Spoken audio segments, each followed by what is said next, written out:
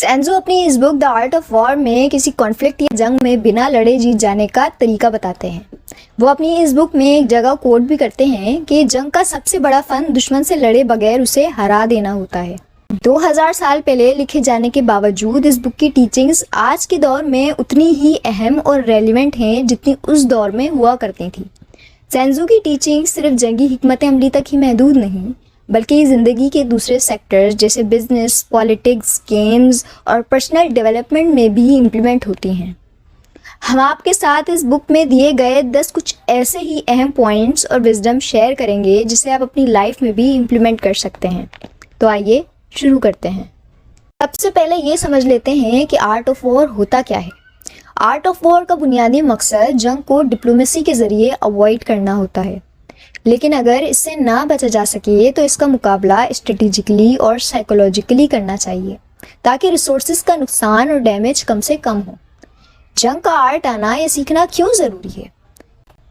کسی بھی ملک کے ملٹری ایکشنز اس کی پوری قوم کے لیے بہت کروشل ہوتے ہیں، کیونکہ ملٹری کی جیت یا ہار وہاں کے لوگوں کی زندگی اور موت کا فیصلہ کرتی ہے، اس لیے آرٹ آف وار کو اگنور نہیں کیا جا سکتا۔ تو آئیے آرٹ آف وار کو اس بک کے ذریعے سمجھتے ہیں۔ چونکہ جنگ کا تعلق زندگی اور موت سے ہوتا ہے، اس لیے 5 ایسے ایلیمنٹس جن کی تیاری پہلے سے کرنی چاہیے یا ان کا جائزہ لینا چاہیے تاکہ جنگ کے میدان میں بنا خوف اور کشمکش کے دشمن کا مقابلہ کیا جا سکے اور اس وقت کی سچویشن کو پریڈکٹ کیا جا سکے۔ یہ لا اس بات کو یقینی بناتا ہے کہ پوری پاپولیشن کا اپنے لیڈر پر مکمل اعتماد ہے تاکہ وہ اپنے لیڈر کو ہر حال میں اوبے کریں اور کسی بھی پیش آنے والے خطرے سے ڈسکریج نہ ہوں۔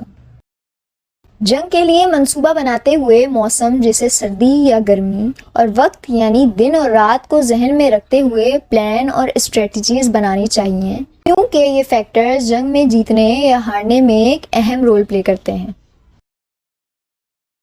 جنگ کے لیے منصوبہ بندی کرتے ہوئے جنگی میدان کے فیچرز کو بھی کنسیڈر کرنا بہت ضروری ہے، یعنی جہاں جنگ کی جانی ہے وہ ایریا کیسا ہے، پلین ہے یا پہاڑی علاقہ ہے، نیرو پاسز ہیں یا کھلا میدان ہے۔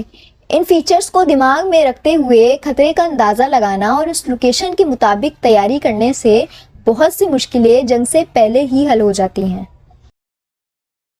کمانڈر کسی بھی جنگ کی ہار یا جیت میں ایک اہم رول پلے کرتا ہے، اس لیے کمانڈر کو بہادر، سنسیئر اور عقل مند ہونا چاہیے۔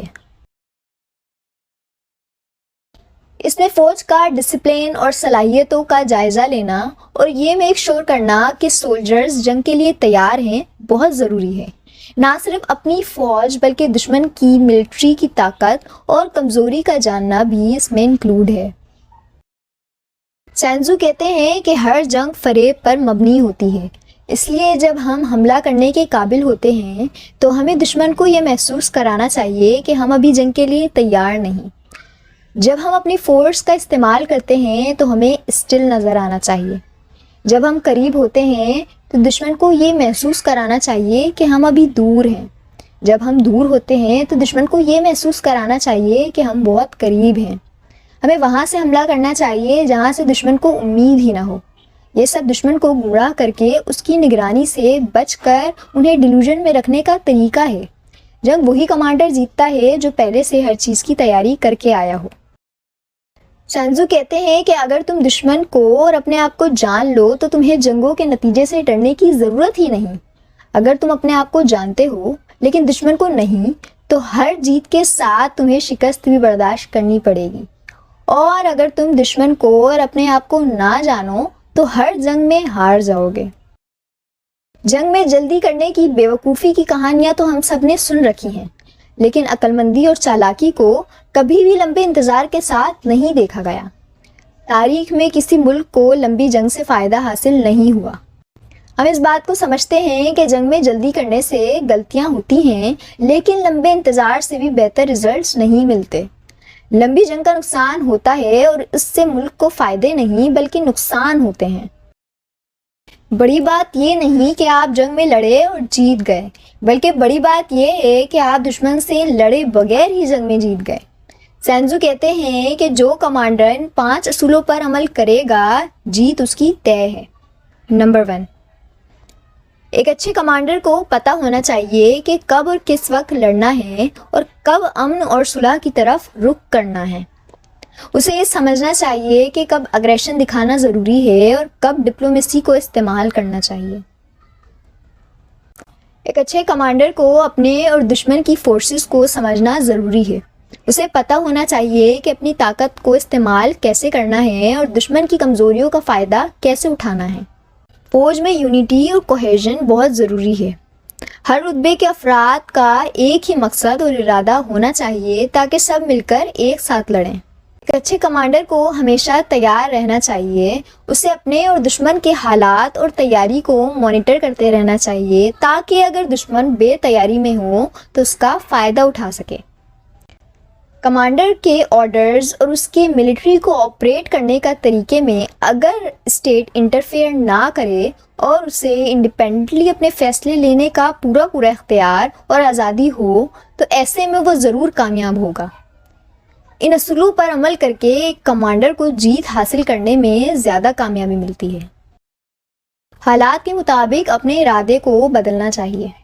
ہمیشہ کہتے ہیں کہ زندگی میں صرف دو چیزیں یقینی ہیں، موت اور تبدیلی۔ اس طرح جب ہم زندگی میں کچھ بھی کرتے ہیں حالات ہمیشہ بدلتے رہتے ہیں، چاہے وہ ہمارے پرسنل گولز ہوں یا پروفیشنل۔ ہمیں ہمیشہ اپنے ارادے اور پلانز کو حالات کے مطابق ایڈجسٹ کرنا چاہیے۔ اگر ہم ہمیشہ ریجڈ رہتے ہیں اپنے پلانز کے ساتھ تو ہماری پروگریس میں رکاوٹ آتی ہے۔ اس لیے ضروری ہے کہ ہم ہمیشہ سچویشن کے اکارڈنگ اپنے پلانز کو موڈیفائی کریں تاکہ ہم اپنی منزل کی طرف تیزی سے آگے بڑھ سکیں۔ اپنی ایک جیت کے لیے جو طریقے استعمال کیے ہیں اسے دہرائیں مت، بلکہ اپنے طریقوں کو لاکھوں مختلف حالات کے مطابق ترتیب دیں۔ اگر تم ہمیشہ جیت کا ٹائٹل اپنے نام رکھنا چاہتے ہو تو اپنے طریقوں کو بار بار ریپیٹ مت کرو، بلکہ ہر نئے ماحول اور حالات کے مطابق اپنے طریقوں کو بدلتے رہو۔ نئی چیزوں کو سیکھنا اور ان میں اپنی جگہ بنانا بہت ضروری ہے تاکہ تم اس دنیا کے تبدیل ہونے والے ماحول میں ایڈجسٹ کر سکو۔ جو لوگ نئی چیزوں کو سمجھتے نہیں انہیں دنیا پیچھے چھوڑ دیتی ہے۔ اس لیے تبدیلیوں کو سمجھنا اور ان کے ساتھ چلنا بہت ضروری ہے تاکہ ہم پیچھے نہ رہ جائیں۔ جنرل کے لیے 5 خطرناک غلطیاں ہیں جو ان کی کامیابی کو ناکامی میں بدل سکتی ہیں۔ لاپرواہی، وہ ایکشنز جس میں جنرل بنا سوچے سمجھے فیصلے کر لیتے ہیں، اس سے انہیں بڑا بھاری نقصان اٹھانا پڑتا ہے۔ بزدلی، اگر جنرل بزدل اور کمزور ہو تو وہ اپنی فوج کو صحیح سے ڈائریکشن نہیں دے سکتا اور دشمن کے قبضے میں بھی آسانی سے آ جاتا ہے۔ جلدی غصہ کرنے والا مزاج، اگر جنرل کا ٹیمپرمنٹ تیز ہو تو وہ بے عزتی یا تنقید سے بہت جلد غصے میں آ جاتا ہے جس سے ان کا فیصلہ غلط ہو سکتا ہے۔ سپاہیوں کے لیے زیادہ فکر، اگر جنرل اپنی فوج کے لیے زیادہ فکر مند ہو تو وہ اپنے فیصلوں میں ان کی حفاظت کو زیادہ اہمیت دیتا ہے جس سے وہ اپنے آپ کو پریشانیوں اور مصیبتوں میں مبتلا کر لیتا ہے اور صحیح فیصلے نہیں لے پاتا۔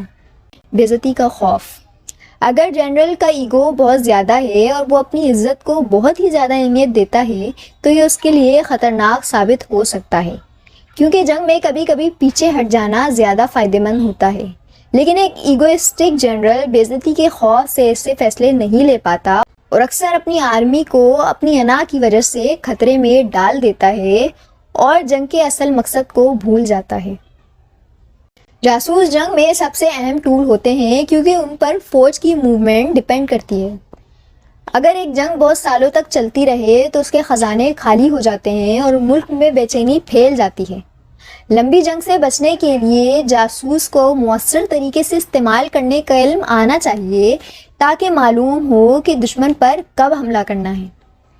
سینزو کے مطابق 5 قسم کے جاسوس ہوتے ہیں اور ٹرک یہ ہے کہ ان 5 کا استعمال کیا جائے تاکہ دشمن اس جاسوسی کے نیٹ ورک کو گہرائیوں سے کبھی سمجھ ہی نہ سکے۔ لوکل اسپائز، وہ اسپائز تمہارے دشمن کے ملک کا سٹیزن ہوں۔ نمبر اسپائز، تمہارے دشمن کے آفیسر جو کہ ظالم وزیروں ان کے رینکس کے لوگوں سے فرسٹریٹ ہوں۔ کنورٹڈ اسپائز، یہ تمہارے دشمن کے جاسوس ہوتے ہیں جنہیں تم نے رشوت دے کر اپنی طرف کنورٹ کر لیا ہوتا ہے، اس لیے وہ تمہارے دشمنوں کو غلط انفارمیشن پہنچائیں گے۔ ڈومڈ اسپائز، یہ تمہارے اپنے جاسوس ہوتے ہیں جنہیں تم نے دشمن کی خدمت میں جھوٹی اسٹریٹجک معلومات دے کر بھیجا ہوتا ہے تو وہ تمہارے دشمنوں کو جھوٹی معلومات دیں۔ سروائیونگ اسپائز، تمہارے دشمن کے کیمپ سے خبر لانے والے جاسوس۔ اگر ان تمام اسپائس کو صحیح سے استعمال کیا جا سکے تو جنگ کی مدت کم ہو جاتی ہے اور ہمارے جیتنے کے چانسز مزید بڑھ جاتے ہیں۔ آرٹ آف وار ہمیں سکھاتی ہے کہ ہمیں دشمن کے آنے یا حملہ ہونے کے امکان پر پورا بھروسہ نہیں کرنا چاہیے، بلکہ اپنی تیاری پر بھروسہ کرنا چاہیے اور اپنی پوزیشن کو اتنا مضبوط بنانے پر توجہ دینی چاہیے تاکہ دشمن کو حملہ کرنے پر کوئی کامیابی نہ ملے۔ اس پیسج میں سینزو 2 عام کہاوتیں شامل کرتے ہیں جو ہمیں یہ سمجھاتی ہیں: بہتر کی امید رکھو لیکن برے وقت کے لیے ہر وقت تیار رہو۔ یہ ہمیں سکھاتی ہے کہ ہمیں امید رکھنی چاہیے کہ سب کچھ ٹھیک ہوگا، لیکن برے وقت اور حالات سے نپٹنے کے لیے پہلے سے تیاری کرنی چاہیے۔ بنا تیاری یا ناکامی کا انتظار کرنا خود ناکامی کی تیاری ہے۔ یہ کہتا ہے کہ اگر ہم پہلے سے تیاری نہیں کرتے تو ہمیں ناکامی کا سامنا کرنا پڑے گا۔ اس سے بچنے کے لیے ہمیں پہلے سے ہی تیاری کر کے رکھنی چاہیے۔ امید ہے کہ آپ کو ہماری یہ کوشش پسند آئی ہوگی۔ آپ کو ان 10 لیسن میں سب سے اچھا لیسن کون سا لگا؟ ہمیں کامنٹس میں ضرور بتائیں اور ہمارے چینل کو لائک اور سبسکرائب کریں تاکہ ہمیں مزید ایسی ویڈیوز بنانے کی موٹیویشن ملتی رہے۔ شکریہ۔